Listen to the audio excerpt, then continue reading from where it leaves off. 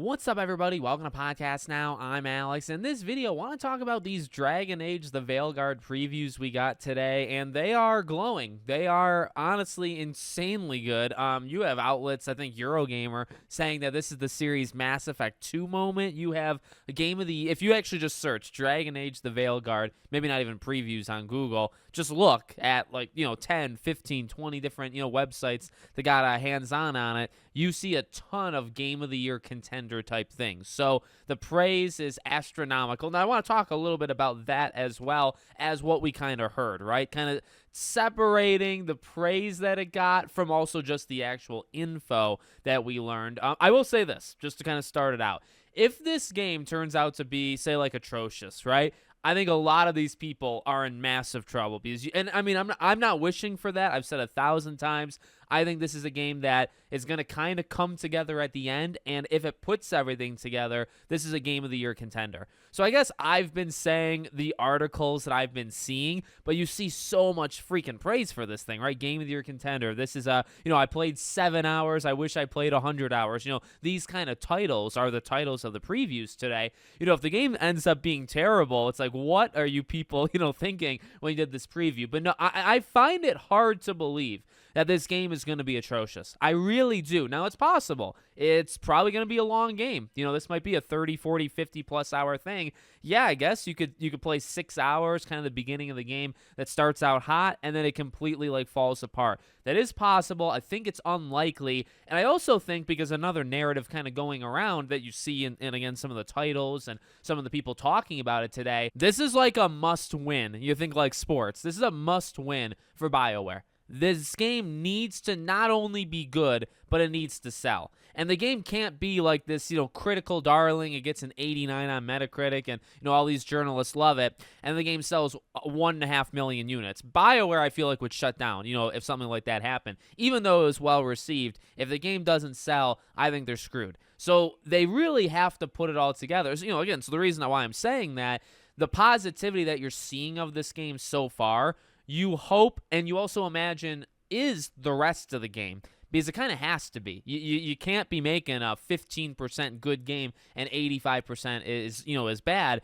This is a do or die situation, I firmly believe, for BioWare. Okay, so I just kind of want to start off by saying that we're going to kind of break down some of the individual features, or kind of like the scope of things that we heard about. But if you're wondering, what was the overall landscape, what was people overall saying about this game, is that it's tremendous, is that they want to play it to almost gift it. If it can hold what it was doing, it's going to be a Game of the Year contender, which I do love to see that. I really, really do. So in terms of what we actually got to see, well, character creator was a really big part to it. Now, for me, I've said this actually before, I'm actually not a big character creator guy. I always kind of petition for the most in-depth character creator that you can have. Different games do it, a little bit differently. But for me, I think for other people, you could spend 4, 5, 6 hours just making a character. And I think that's cool. I have a lot of respect for that. I don't do that. I default a lot. When I played Mass Effect, my Shepard was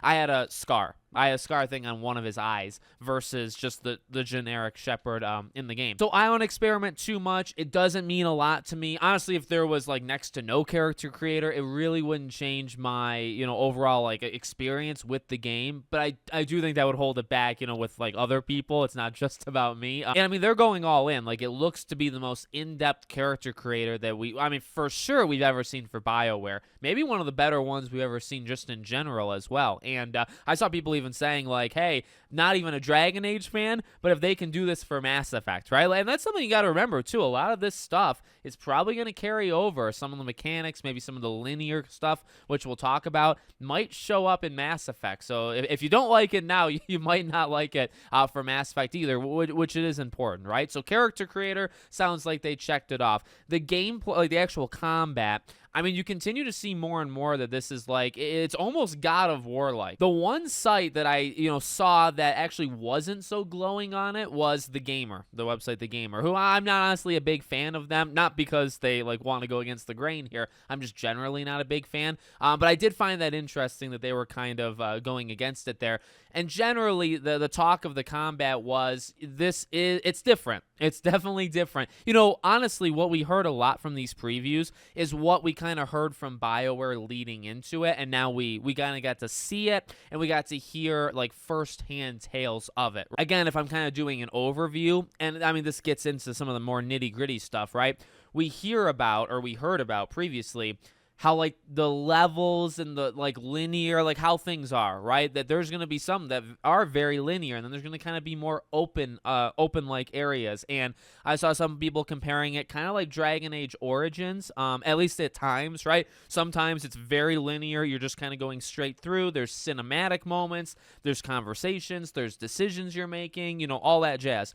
Then there's also other times where it'll open up, but we're not talking about it opening to really even Dragon Age Inquisition. Like it sounds like it's never going to open up to that level. It's going to open a little bit to like what you saw in Origins. When you pick an area, you go around, you can find like back doors to things, you can find keys, you can do kind of side quests in the area to maybe unlock something or things like that. And honestly, I like that. I think that's a good way of like melding the old with the new, where it's like, you want it to be, at least more like modern people want it to be bigger, right? Like literally larger, take more time, make it more just bigger in general. But like there was some size to like some of these late 2000s, early 10 type games. But they were also kind of like direct. Like there's only so far you can go, but there was still depth to it, right? Like again, you could find alternate ways around. You could do side quests that would unlock things.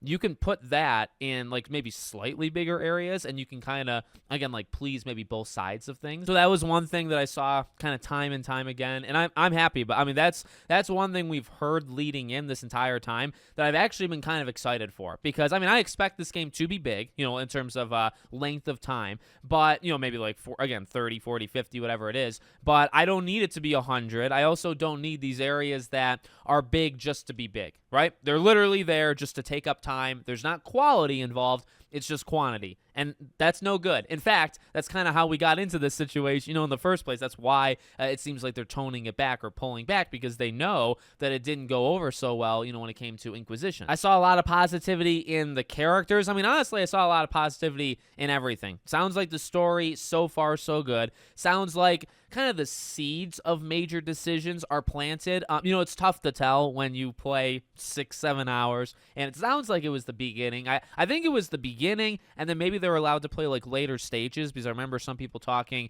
in terms of gameplay about like higher level enemies and higher level like them, like they were able to do more abilities, tell their friends, tell their allies, to do things as well. So I think they got to kind of play like a mix of both, but I still think it's kind of hard to tell exactly how impactful the choices and things like that you make, what they're going to turn into. But it sounds like from kind of everybody like that, that formula is back, obviously, where, again, like I said earlier, kind of linear-ish levels, lots of conversation. The NPCs, your allies are going to be talking kind of, throughout it as well. You'll be able to talk to them. You'll have major decisions, and then hopefully those major decisions will. And that's the part that I keep saying. Like, those are the things that just have to come together, because what we hear is good. What we've seen so far has been relatively, I know some people, have some issues here and there, but I think it's getting better each time we see it.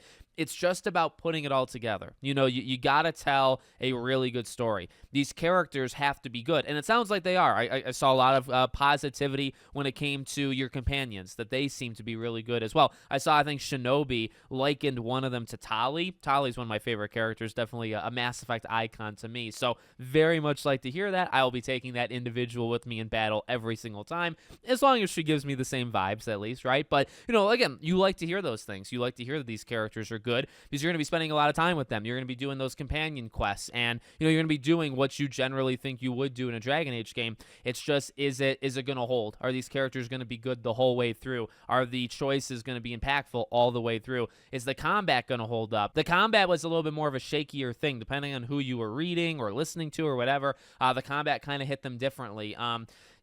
We've talked about the combat like 1,000 times. I'm willing to give it a try. I think it's just, when it comes to controlling your allies, that's just going to be the biggest hurdle. And I don't know if we'll be able to fully know until we play it, right? Because you got impressions today, but because of the later game, like higher powered stuff, but there wasn't a lead up to it. You know what I mean? Like, you didn't play the 30 hours before it to kind of gradually lead into these characters getting more and more powerful and you getting more comfortable issuing commands. They kind of just threw them, okay, here's high-level enemies, here's high-level companions and yourself, and kind of go wild, right? And I've done a couple previews. I haven't done, obviously, this preview, but I imagine it's kind of difficult, right, to like be thrown into the deep end and say, okay, just go. You don't have the context. You don't have the lead up, of the last like 30 hours that maybe kind of builds to those higher level characters. So I like what I'm hearing. I'm not 1,000% like trustworthy of, especially like not everybody, right? Some people I will trust definitely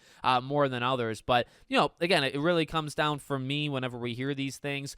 It's kind of the info, like what we've actually heard, what we've actually learned. It's sounded good in the past. It's kind of the things I like to hear.